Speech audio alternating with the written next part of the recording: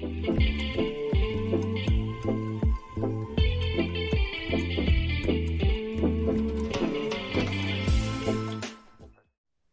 right guys, I'm just doing another quick tutorial on just another style of a magazine front cover you could do. Last time I did Esquire, I did it for a male magazine, so this time I do it for a magazine more targeted towards a female audience. So I've gone with Bazaar, and this was my final product. So what I'm going to do in this video is it's not going to be as thorough as the previous one. For example, with things like the quick selection tool and getting the mask, I'm kind of just going to whiz through that.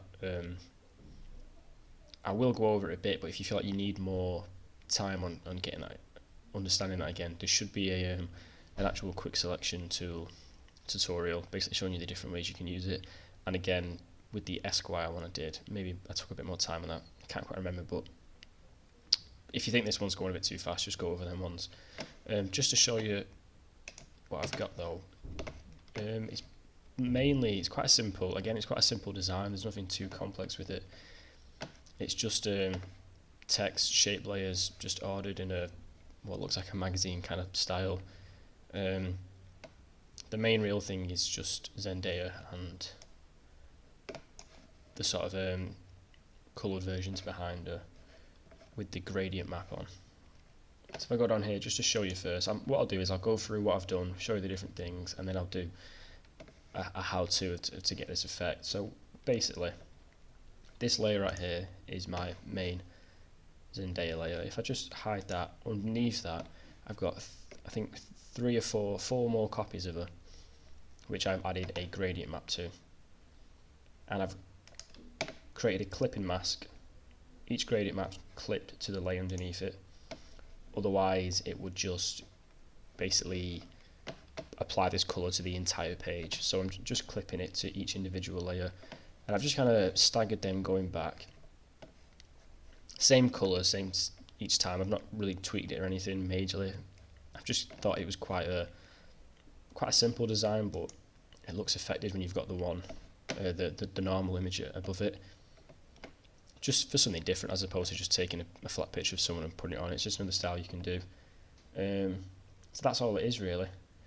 Gradient map, and I'll show you how to do that. The only other thing is we've got the levels, layers, and the colour balance.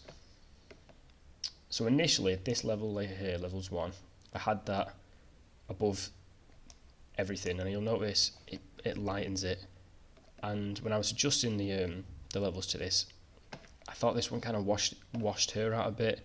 It doesn't look too bad, but it seemed a bit grainy to me. It kind of washed her out. So all I did then was just drop that and applied it to all the layers behind her, just so she stood out more. She looked more prominent. This one here was that was my main levels adjustment. Sorry. This one here was just fine tuning. If I take that off, it darkens it ever so slightly. They just kind of like brightened up the background. It was very like meticulous. With the colour balance, now in the previous video you might have seen of the Esquire one, I initially clipped my levels and colour balance layer to the first one. When I came to do this, I actually decided I'd prefer it to adjust the colour of the whole page, or not the text, the colour of the background as well. Because normally I would have created a clipping mask so it just changed the colour balance of Zendaya, but this time I did differently. And again, it's not like that's the rule of it, that if you want to change colour, you can only change it of your subject. It's up to you. If you wanted to just change the colour, specifically this image of Zendaya, you'd create a clipping mask, but I didn't because I wanted to change everything. So if I just hide that, again you can see this was only slight. Everything seems a bit more lighter, it seemed a bit more washed out. I did a slight colour adjustment, it just kind of made, say, the blacks and the dark colours in this image stand out more. In the previous one as well, you'll notice to gauge the colour I use a saturated solid colour fill. If I turn that on, this is how I gauge the colour. So all I did here was very slight adjustments. I basically just matched her skin tone to the background.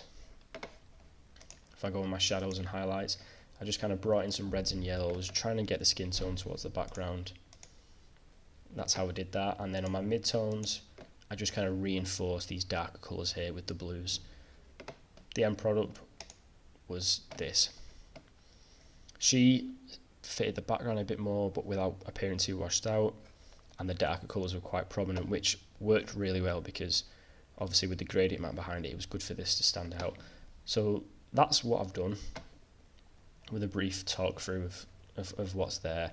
I'll now get into the how-to of the individual things.